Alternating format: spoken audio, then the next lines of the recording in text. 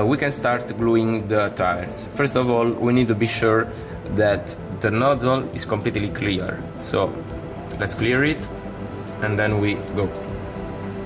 Now it's okay. This is extremely important to make everything alright. So step one is we need to apply a slight pressure to the tire to make this hole where we will start putting some glue. So first step is doing this. We go with the nozzle of the glue and we put some glue. Then we immediately start turning the tire and putting some glue on the shoulder.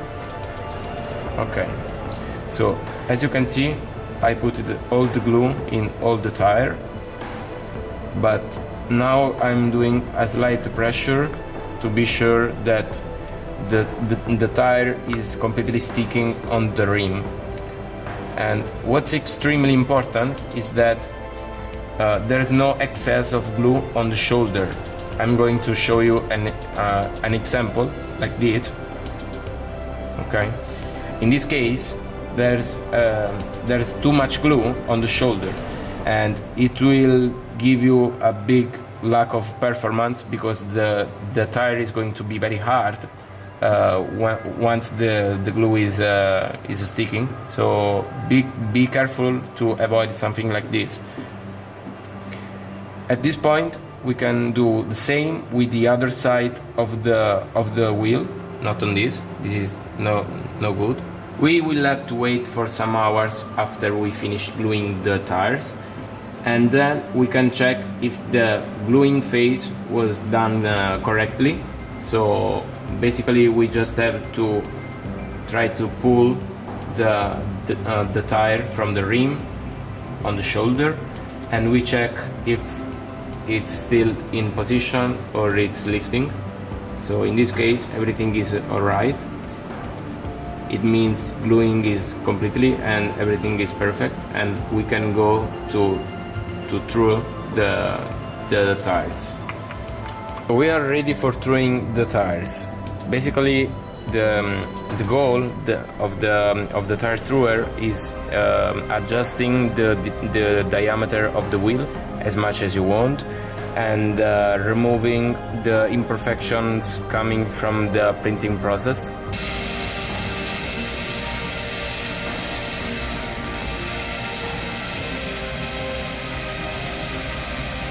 What's really important is you have to make this process very slowly, avoiding to lose some bigger part of the wheel. So just be careful, take your time, do it as smooth as possible.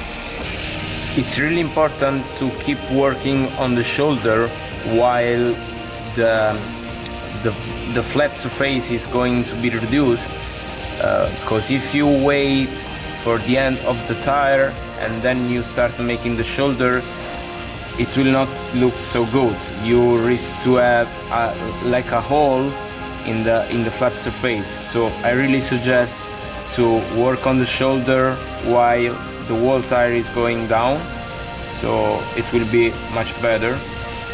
And sometimes take some pause, so stop the tire through and you can check how it's going on. The surface looks like this, very good.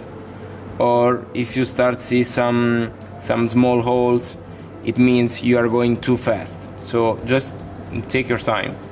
In this case, I'm checking it and I see that I still have to reduce it because some parts is still brand new like this. So it means I have to go a little bit more down, and I still have to work better on the shoulder because it's still too much square for me.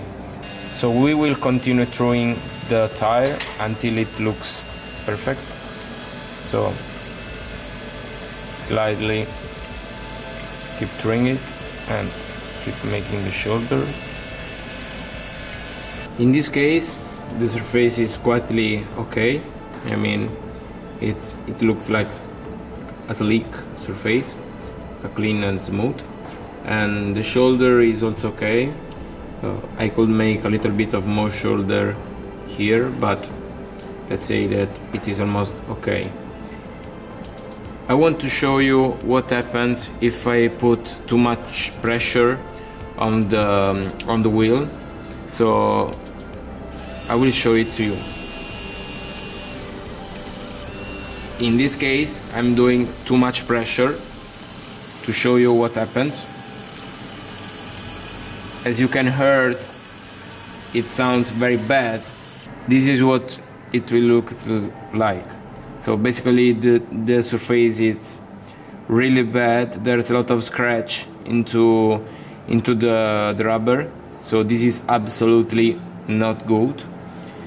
So to avoid this, as I explained it before, just be careful, just take your time, and don't put too much pressure when you are throwing the tire.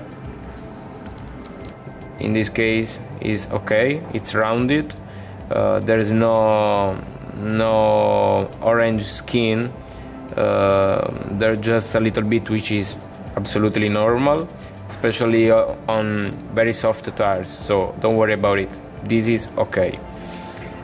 So in this case it is 20.5 millimeters. So we know that the other tire that we make to complete this pair must be exactly the same, 20.5. So just be careful to make the same size on both wheels of the same set. So here we can see a good tire and a bad tire. You can also check the light under the wheel between tire and plate. It's completely flat, it's completely straight, and it will work very nice on the track.